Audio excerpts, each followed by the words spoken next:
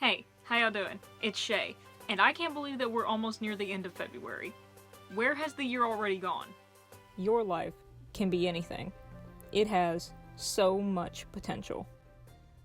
As such, it's been a little bit since I've kind of given an update what's going on in my life, where I'm at with a lot of the goals I want to accomplish with the So Much Potential series. I thought this was a good time to sit down and do that. I've seen a lot of people say this, but January and February usually feel like trial months to start off the year. January, you're sort of shaking off the post-holiday haze, and then February is sort of like the real start to it, but also March feels like the actual real start to it, because February feels like a restart of January. Did that really make sense? Probably not, but I said it anyway. Story of my life. As you can see, I'm still living at home, but stay tuned. I don't want to count my chickens before they hatch, but we may have some exciting news, some exciting updates on that front. I am holding out all my utmost hope. Moving out was one of my biggest goals this year. It's one of the biggest goals of this entire series. Finally getting a place of my own, setting it up. Therefore, I am very, very excited to share the updates with y'all on that front if they happen, which I'm pretty sure they will. But for now, I am living at home, which is fine. Fine for me because I get to save money by doing it. Speaking of saving money, career-wise, I'm still generally doing my freelancing gigs. I have several gigs going on at the same time, which we'll get into deeper in a minute. But mostly I am working at a local venue. I run live sound there for smaller events, and I also come in and give a helping hand with whatever they may need. I help set up for weddings, I help be a stage manager, I help just be a production assistant. It's a good gig, it's a good place with good people. That's why I don't mind playing so many roles and having sort of a chaotic schedule. And it was on a chance that I got the gig. It was from a cold email. I literally cold emailed the engineer of the place, and I was like, hey, can I come check out the place? And then by the end of the short tour that he gave me, he was like, yo, you want a gig here sometimes? Send that cold email, people. Just reach out to people. You never know what's going to happen. Reach out to your heroes, reach out to your mentors, reach out to people that are in positions that you would like to see yourself in one day. The worst they can do is tell you leave me alone or just not answer. You never know what's going to happen. Take your shot. In conjunction with that, I'm still assisting some mixing engineers, some studio engineers. Again, kind of like the deal with the venue. They just call me whenever they need me, and if I'm free, then absolutely I'm there 100%. Again, not counting my chickens before they hatch, but another gig that I am really excited about, and I hope it comes to fruition. I might be helping out in my local record store that y'all have seen me go in numerous times. Sometimes they just need an extra hand checking an inventory or taking on smaller projects around the shop. The last time I was in there, I was talking to them about generally helping out around the shop, and they seemed really excited about it. I love that place, as I'm sure y'all have seen by my numerous videos of me going in there. It's also been one of my lifelong dreams, one of my bucket list items, to work in a record store at least once. So let's hope this comes through. Now, generally, how am I feeling about the year? Well, let's put it this way. I don't like that it's going by so fast. Without getting too into the weeds about it, I do feel pretty behind this year, which is a ridiculous thing to say because I know that life moves at our own paces, but I really do feel behind. More and more of my friends are getting married, more and more of them are having children, which, coming from a small town in the South, not a shocker. It's not that it feels like it's pressuring me to get married or have kids, it's more just that it's a constant reminder of the passage of time, because I see that my friend has a baby, and then all of a sudden I'm like, wait, that baby's now 4 years old? When did that happen? How grow? How so fast? Stop.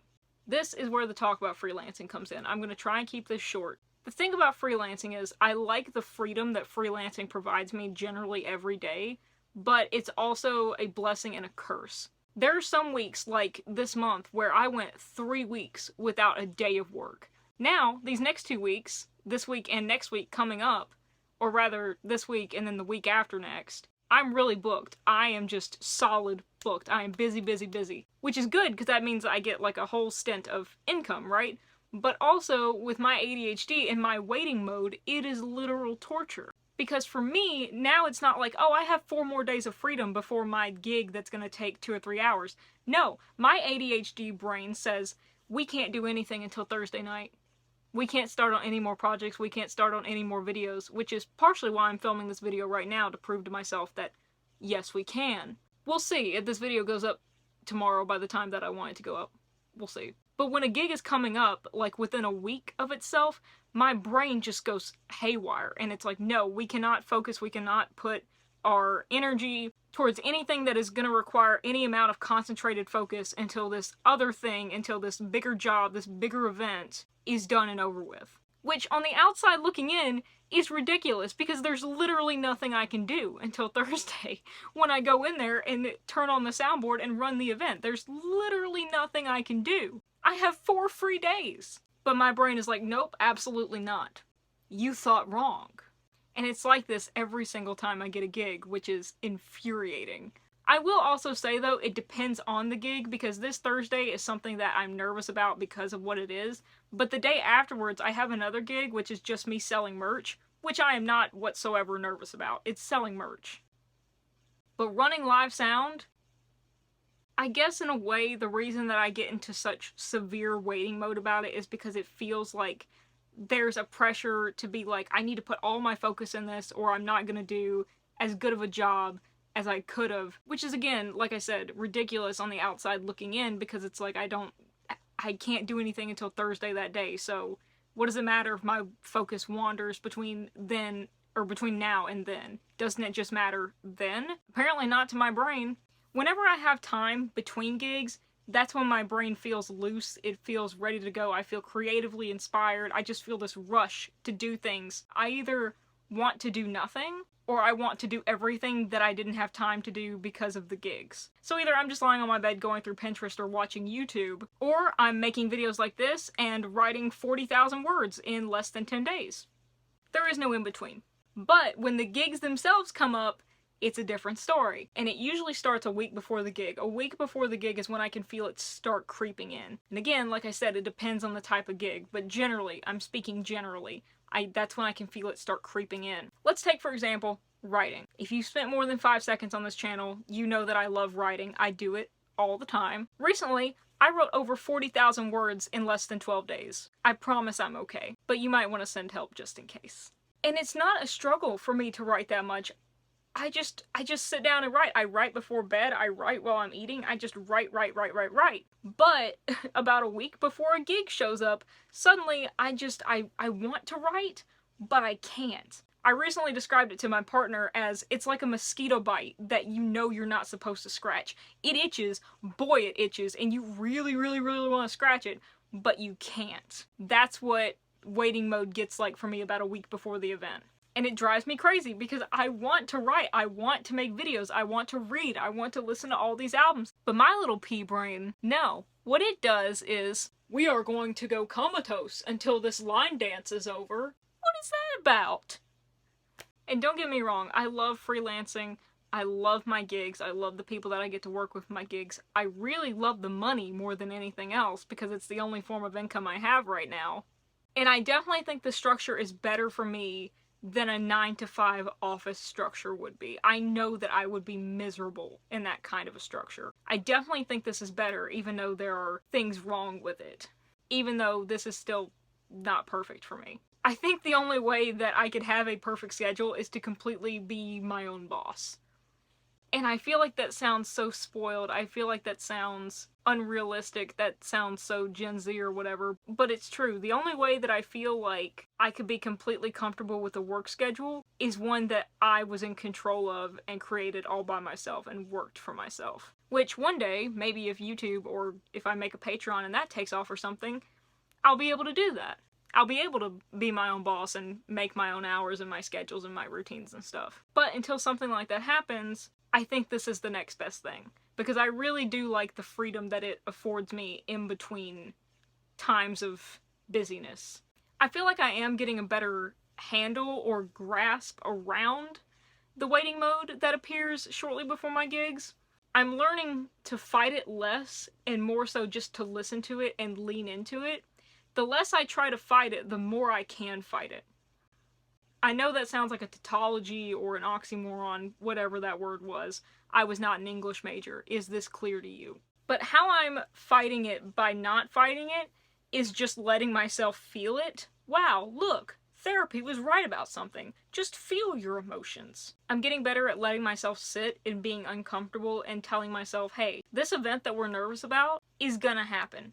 We can't change it. We can't skip time. We can't fast forward through time. We can't stop time. It's gonna happen one way or another. And guess what? The sun is gonna rise again tomorrow. And that's sort of a strategy that I did all through high school and through college. Whenever I had something coming up that I was nervous about, I would tell myself, you know what? Doesn't matter how nervous we are, this thing's gonna happen. This test is gonna happen on November 15th, 8 a.m. But you know what?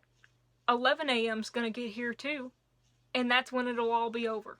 So we're just going to have to live it. We're just going to have to live through it and do it. And that's the approach that I've been taking towards these gigs, and it's been working. It's a weirdly calming tactic for me. I think it's the build-up that's worse, the nervousness that tries to build itself up before the thing. So telling myself, hey, this thing's gonna happen. And guess what? This thing is gonna end too. Time is not gonna stop in the middle of this event or the middle of this thing.